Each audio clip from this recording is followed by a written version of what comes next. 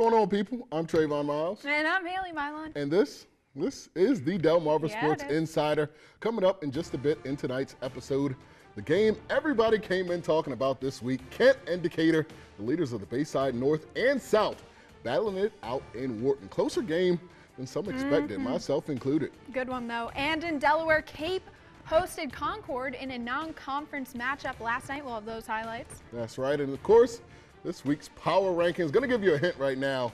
Everybody that was in last week won this week, so it doesn't bode well for those outsiders that were trying to get into my power rankings. But nevertheless, welcome to the show, folks. You know, the only show here on the shore that breaks down all your local and college action. We've got a lot to get to, even a little bit of baseball, right? Yeah, I can't wait. First day of college baseball. That is exactly right. We begin things at the top of the Bayside. Wharton, Maryland, they got a pretty good team up there in Kent County who came in surging. They'd won 11 in a row, hadn't lost since the Christmas tournament, came in undefeated at home. All those streaks stopped. What are you going to do when you face almighty Decatur coming to town on Tuesday? This turned into a battle. Decatur came in out the gates running on the break, throwing it back to the big man, Keve Aluma. He slams it home, likely Bayside Player of the Year. Had a season-high 30 points in this game. Oof. Decatur had an early lead. Kent did not back down. And look at this play. Takai Colt behind the back pass to Shamar Turner. Wow. He gathers it for the layup. He finished with 20 points. Then it's Manny Camper, one of the best players in the Bayside North. He breaks down a defender, gets the floater to go. Team high 28 for big shot Manny in this one. Decatur got a big third quarter out of this guy, Gary Burdell. I'd say the smartest player in the Bayside, gets to the rim. They would lead by 3 with 5 seconds left, and it would come down to this. Kent freshman Jay Sean Freeman for 3, just off the back of the rim. Ouch. Decatur goes on to win this one by a final of 85-82. Wow. Can you imagine had that shot gone down, Three-point game. And like you said, yes. The freshman, Freeman, pretty upset after that one, after missing the potential game-tying 3. Yes, he was very upset, but he's got nothing to be ashamed of. I'd say he played one of the best games of his young career. 14 points, the best performance I've seen out of the young man. But here we are with Decatur again. Another close game, and they always seem to come out on top. Yes, on one hand, I'm kind of thinking, hey, at least they're getting the wins through adversity, as they've been doing here lately, and that's a good thing. On the other hand, something is missing from this team. I say Jaquan Johnson, a top 10 player in the conference, hasn't played all season. They are really, really missing that guy. When it comes to playoffs and playing teams across the Bay, I really think Decatur might run into some problems because I really see some holes in this team. They've won a bunch in a row, and I'm saying I see holes in the team, right? One of the best teams around here. And, of course, these two meet up in 10 days for the Bayside Championship. Also should be a pretty good game. That had to have been the game of the week this week, though. Everyone was looking forward to it. I would have paid good money for a ticket to that one. So lucky you got to take the road trip. But, yeah, what you said about Decatur, so true. It's like they're in cruise control until about halftime. Then they really turn it on. I expected them to step it up in facing a really difficult Kent County team. But, hey, they have their big men, and they're versatile. And when they turn it on, got it going. They get it done. All right, Snow Hill traveled to Kent Island this week. I thought this Kent Island team was going to absolutely blow the Eagles out. Packed gyms. I really did. Packed gym for the Bucks, and they'd get to work early. Dallas Miller, long 3-ball for the KI lead. To the other end, Amir Fisher played tough. He fights through traffic for the layup.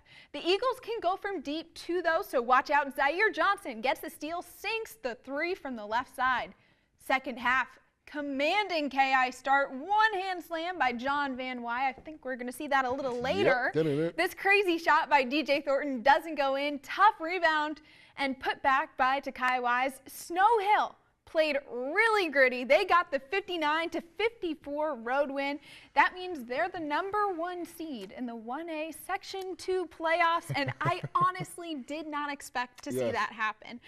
Kent Island, I saw a really good team in Kent Island against Parkside earlier this season, and I didn't think Snow Hill had a chance at sniffing a lead that close. Especially on the road, right? No, that gym is so intimidating for a high school gym because the fans are on top of you and it's packed. Yeah, you come in there, fans show up. Two-hour drive from Snow Hill to go up there and to get a road win. Snow Hill has been playing really good basketball as of lately. Very interested to see what they'll do down the stretch and coming into the playoffs. Yeah, hostile environment. Say so. All right, another North-South matchup happened on Thursday night as well when Y-High took to Centerville to take on Queen Anne's. A lot of two-way playoff battles between these two in the recent past. Thursday, nothing of the same. The Indians come out leading 4-0. Devontae Dixon had 24 points, and he gets 2 right there. Y-High starts at 6-0 in this one. Queen Anne's beginning to work. Mikey Monroe, nice feed underneath to Tyreek Brooks. He lays one in as the Lions get a little closer. Back on the other end, Damon Mills almost hurts himself on that one. Tough pivot foot, but he gets the bucket to go. Queen Anne's would work back to tie this game up. Check out Nick Dunkerley on the tightrope there, getting the baseline shot to go and the foul. But from then on, all Indians in this one. Keyshawn Marshall in the corner. There you go. He strokes a 3. 13 points for the sophomore. As Y-High tops Queen Anne's big on the road. Big second half, 82-54. Wow. All I can say is, who saw that one coming, really? I mean, I thought this would be a much closer game. As bad as Y-High has been on the road right now. Not bad. They turn things around and turn things on in the second half.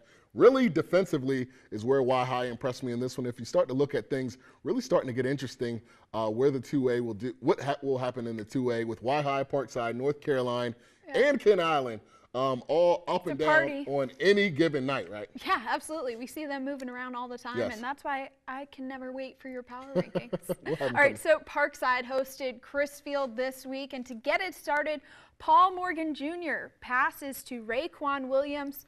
He makes a layup, Crisfield down by 5. And then Justin Taylor to Daquan White.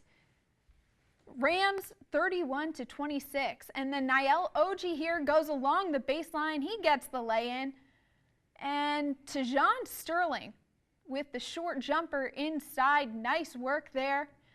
But on the fast break, Jordan Sterling to Justin Cohen. Morgan with the miss. And Oji with the putback.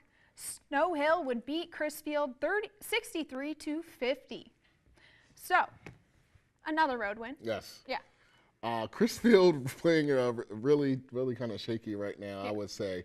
3 losses in their last 4 games. I don't know really what to say. And it's not even at home. Yeah, I was getting ready to say, anytime they're at home, they're a dangerous team to play against in Crisfield.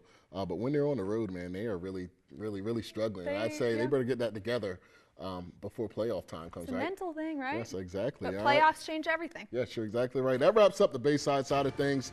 But coming up, we take it to the 302, where we had a couple of interesting non-conference matchups for our teams. That and more when we come back. This is Coach Dave Byer, head coach of Parkside High School, here watching Delmarva Sports Insider.